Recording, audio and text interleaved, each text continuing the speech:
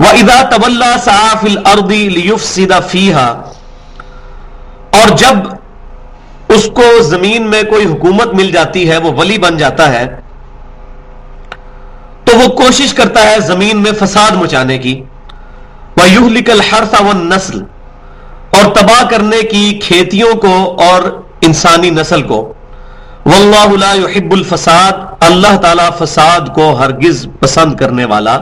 نہیں ہے۔ تو یہ منافقانہ کردار،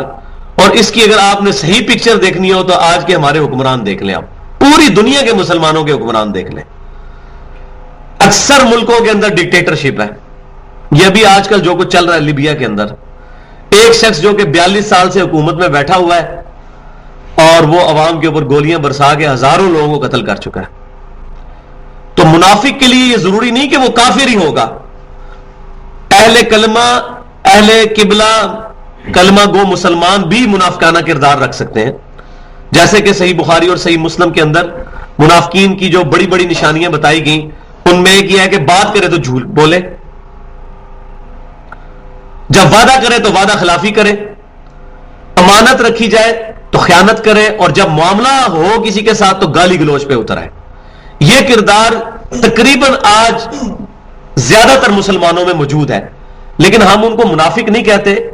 اس لیے کہ وہ کلمہ گو مسلمان ہے، اور نفاق دل کی بیماری کا نام ہے، اور یہ اللہ کو بہتر پتہ ہے۔ البتہ یہ ضرور کہیں گے کہ آپ کا کردار منافقانہ ہے، آپ اس کردار سے توبہ کریں، اس کردار سے رجوع کریں۔ اس کو بند کر دیں، تو یہ ضرور بتائیں گے۔ تو قرآن پاک میں مومنین کی نشانیاں، منافقین کی نشانیاں ہمیں بتائی گئیں تاکہ ہم ان چیزوں کو سمجھ کر منافقانہ کردار سے بچ سکیں اور مومنانہ کردار کو اڈاپٹ کر سکیں۔ اب وہ اس حد تک غرور والا شخص ہوتا ہے، منافقانہ کردار والا،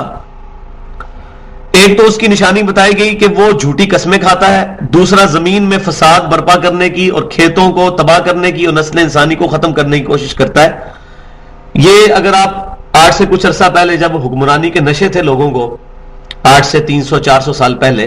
تو مسلمان حکمرانوں کا بھی کردار آپ اگر پوری دنیا میں دیکھیں تو یہی ہوتا تھا، الا ماشاء اللہ۔ اگلی اس کے اندر کیا بیماری